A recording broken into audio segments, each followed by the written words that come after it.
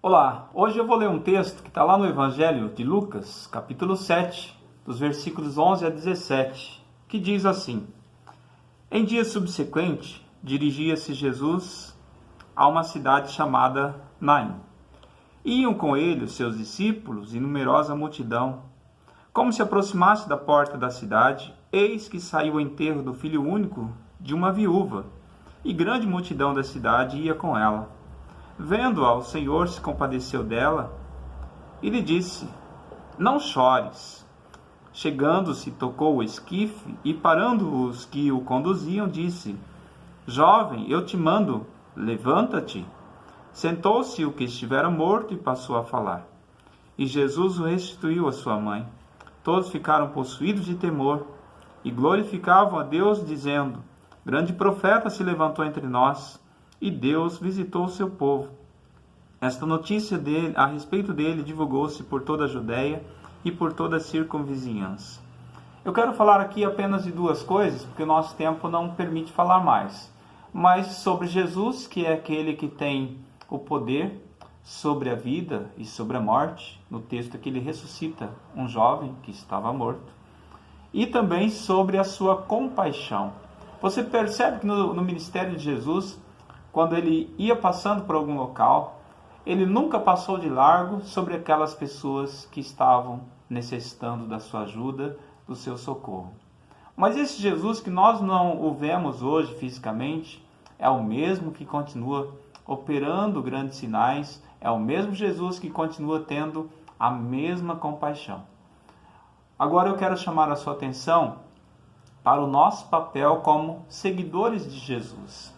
Bom, nós não podemos salvar pessoas como Jesus pode, mas nós podemos apresentar as pessoas àquele que pode salvar, que é Jesus. E uma outra coisa que o texto nos ensina a fazer é ter compaixão das pessoas. Você tem noção hoje, no dia de hoje, agora, enquanto nós estamos falando aqui, quantas pessoas estão passando por um profundo sentimento de tristeza, de angústia, porque de repente perderam um ente querido, um amigo?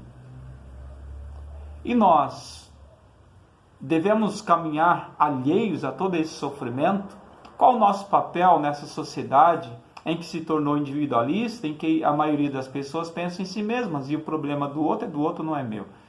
A Bíblia ensina o contrário. Jesus nos ensinou a ter compaixão das pessoas. Então é um tema muito relevante para os nossos dias, porque se eu e você, se nós somos discípulos de Jesus, eu não posso passar de largo disso, eu não posso desprezar o sofrimento do outro. E o sentimento de compaixão, se você pesquisar aí o que significa, ele é um sentimento de simpatia para com a tragédia do outro. E vem acompanhado de um desejo de minorar ou melhorar a situação do outro. É como se você estivesse dizendo para a pessoa: compartilha comigo o seu sofrimento, divide comigo, porque eu estou disposto a sofrer com você nesse momento. A chorar o seu choro, a sentir a sua dor. Isso é compaixão. E Jesus ele sempre mostra isso em todos os momentos em que ele exerce o seu ministério aqui, para dizer também aos seus discípulos: depois vocês farão o mesmo para com as pessoas. Então nós não podemos desconsiderar o sofrimento das pessoas. Mas eu quero também chamar a sua atenção porque muitas vezes nós temos compaixão apenas daqueles que nós conhecemos, daqueles que estão dentro da nossa casa. Mas a Bíblia nos ensina que nós devemos nos compadecer de todos. Se eu não conheço a pessoa e não tenho contato com ela, eu posso orar e interceder por ela diante de Deus, pedindo para Deus confortar, consolar aqueles corações. Eu posso, de alguma forma, ajudá-la, mesmo que eu não esteja pessoalmente lá. Mas eu posso fazer o meu papel. Então a Bíblia sempre nos traz esses grandes ensinos. E agora eu quero falar de Jesus o Salvador. Percebo que uma multidão entrava na cidade, que acompanhava Jesus, que celebrava a vida. E uma multidão que vinha no sentido oposto, que chorava a morte. Aqui fala que era uma viúva que estava indo enterrar o seu filho único. Percebam a dor que essa mulher estava sentindo naquele momento. Então, na multidão que entrava, Jesus estava à frente. Na multidão que saía, a mãe daquele moço estava à frente. Jesus, ao vê-la, aproximou-se dela e disse para ela: Não chores. A seguir, Jesus vai até os que o conduziam, o morto, toca ali no esquife e diz a ele: jovem, eu te mando, levanta-te.